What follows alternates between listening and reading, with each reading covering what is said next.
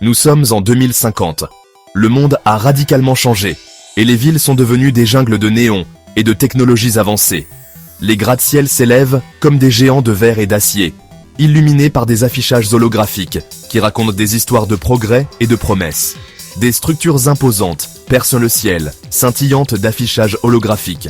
Ces projections ne sont pas seulement des publicités, mais des œuvres d'art numérique, des fenêtres sur des mondes virtuels qui captivent l'imagination des passants.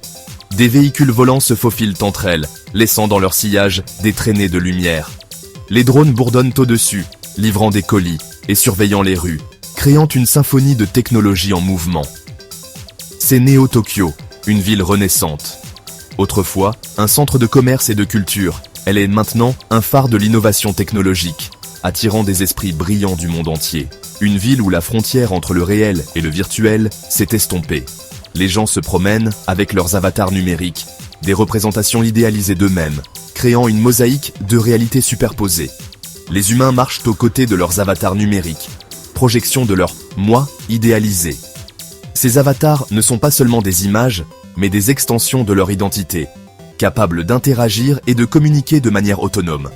L'air vibre du bavardage constant des flux de données. Chaque interaction, chaque mouvement est enregistré et analysé, créant un réseau complexe d'informations qui alimente la ville. Mais sous la façade scintillante, une tension mijote. Les ruelles sombres cachent des secrets, des histoires de ceux qui n'ont pas réussi à suivre le rythme effréné du progrès. Tout n'est pas rose dans ce paradis numérique. Les inégalités se creusent et les zones d'ombre de la ville révèlent les fissures dans cette utopie technologique. Les progrès, aussi incroyables soient-ils, ont eu un coût. Les ressources sont épuisées et les tensions sociales montent alors que certains profitent des avancées, tandis que d'autres sont laissés pour compte. Et tout le monde n'est pas invité à la fête. Les élites technologiques vivent dans le luxe, tandis que les masses luttent pour survivre dans un monde de plus en plus inégal. Aïcha D4 ne le sait que trop bien. Elle a vu les deux côtés de cette réalité et son avatar, une silhouette frappante aux cheveux roux flamboyants et aux yeux brûlants de conviction, se démarque dans la foule. Son avatar, une silhouette frappante aux cheveux roux flamboyants et aux yeux brûlants de conviction, se démarque dans la foule. Elle est plus qu'une simple image.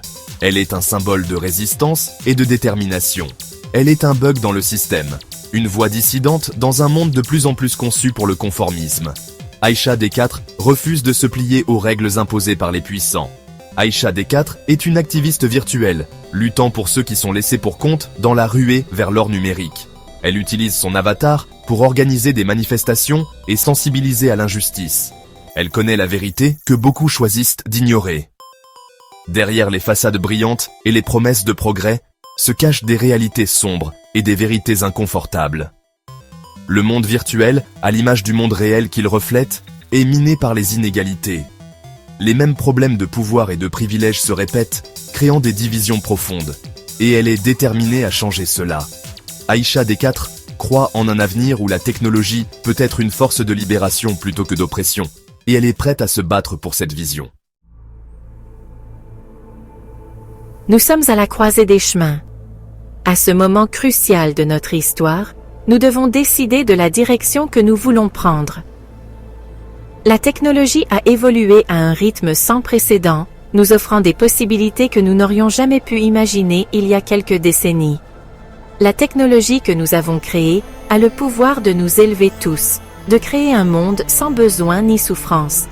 Elle peut nous aider à surmonter les défis les plus pressants de notre époque, qu'il s'agisse de la pauvreté, de la maladie ou du changement climatique. Mais nous devons être prudents. Avec un grand pouvoir vient une grande responsabilité. Nous devons nous assurer que cette technologie est utilisée pour le bien de tous, et non pour le bénéfice de quelques-uns. Nous ne pouvons pas permettre au monde virtuel de devenir un autre outil d'oppression, un autre moyen d'élargir le fossé entre les nantis et les démunis. Si nous ne faisons pas attention, les inégalités que nous voyons dans le monde réel pourraient se reproduire, voire s'aggraver, dans le monde virtuel. Les paroles d'Aïcha D4 trouvent un écho auprès d'un nombre croissant de citoyens. Son message résonne particulièrement chez ceux qui se sentent laissés pour compte par la révolution technologique. Ce sont les oubliés, les marginalisés, laissés pour compte dans la marche implacable du progrès technologique. Ils voient dans les avancées incroyables qui se produisent autour d'eux, mais ils n'en bénéficient pas. Ils ont vu les promesses du métavers, l'aperçu alléchant d'un monde sans limite. Un monde où tout est possible, où les seules limites sont celles de l'imagination. Mais pour eux, cela reste juste cela, un aperçu. Un rêve lointain qui semble toujours hors de portée. Le métavers cognitif, un univers virtuel vaste et immersif, est l'apogée de l'ingéniosité humaine. C'est un monde où les frontières entre le réel et le virtuel s'estompent, où les possibilités sont infinies. C'est un royaume aux possibilités illimitées, où les pensées peuvent se transformer en réalité d'un simple éclair d'intention. Un endroit où les rêves peuvent devenir réalité en un instant. Mais l'accès à cet Éden numérique n'est pas gratuit. Il est réservé à ceux qui peuvent se le permettre, laissant les autres à la porte. Il a un coût que beaucoup ne peuvent se permettre, et c'est là que réside le véritable défi. Comment pouvons-nous créer un monde où tout le monde a une chance égale de participer et de prospérer? Le métavers cognitif est bien plus qu'un simple terrain de jeu de réalité virtuelle. C'est une révolution numérique qui redéfinit notre perception de la réalité et de l'existence. C'est un univers numérique à part entière, avec ses propres lois physiques, ses propres sociétés et cultures. Imaginez un monde où les limites de la physique ne s'appliquent plus, où les règles de la société peuvent être réécrites à volonté. À l'intérieur de ces frontières numériques, tout est possible. Vous pouvez explorer des paysages infinis, créer des œuvres d'art impossibles dans le monde réel ou même vivre des aventures épiques sans quitter votre salon. Envie d'escalader le mont Everest? Aucun problème. En quelques clics, vous pouvez vous retrouver au sommet du monde, ressentant chaque rafale de vent glacé comme si vous y étiez vraiment. Envie de nager dans la grande barrière de corail? Plongez, explorez les profondeurs de l'océan, nagez avec des créatures marines exotiques et découvrez des trésors cachés sans jamais vous mouiller. Le métavers offre une échappatoire à la banalité, une chance de vivre ses rêves les plus fous.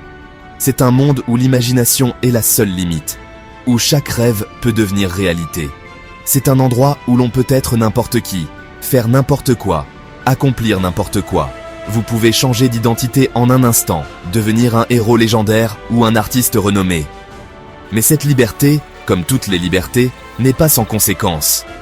Chaque action dans le métavers peut avoir des répercussions, et il est facile de se perdre dans ce monde sans fin. L'attrait du métavers est indéniable. Il offre une évasion séduisante, une chance de vivre des expériences extraordinaires qui seraient impossibles dans le monde réel. C'est un chant de sirène, invitant les utilisateurs à se perdre dans son étreinte numérique. Mais il est crucial de se rappeler que, comme tout chant de sirène, il peut aussi mener à la perdition. Et pour ceux qui en ont les moyens, il offre une évasion enivrante des réalités du monde physique. Les expériences de luxe virtuel peuvent être si immersives qu'elles surpassent même les plaisirs du monde réel. Mais pour chaque personne vivant une vie de luxe virtuel, d'innombrables autres sont piégés à l'extérieur, condamnés à regarder. Le métavers, avec toutes ses promesses, peut aussi creuser des fossés entre ceux qui peuvent se permettre cette évasion et ceux qui en sont exclus. L'élite fortunée, l'architecte de ce monde nouveau et courageux, a pleinement adopté le métavers. Elle construit de vastes demeures virtuelles, assiste à des galas numériques exclusifs et s'entoure d'une réalité sur mesure qui répond à tous ses caprices. Leur corps physique habite peut-être le monde réel, mais leurs esprits, leurs vrais moi, sont ailleurs. Mais pour les moins fortunés, le métavers est une illusion cruelle, un rappel constant de ce qu'ils ne pourront jamais avoir. Ils sont obligés de se contenter d'une bande passante limitée, d'un matériel obsolète et d'un bombardement constant de publicité conçu pour exploiter leurs moindres insécurités. La fracture numérique, autrefois une préoccupation du monde physique, a pris une forme nouvelle et insidieuse. C'est un gouffre qui sépare non seulement les riches des pauvres, mais aussi les connectés des déconnectés, les nantis des démunis.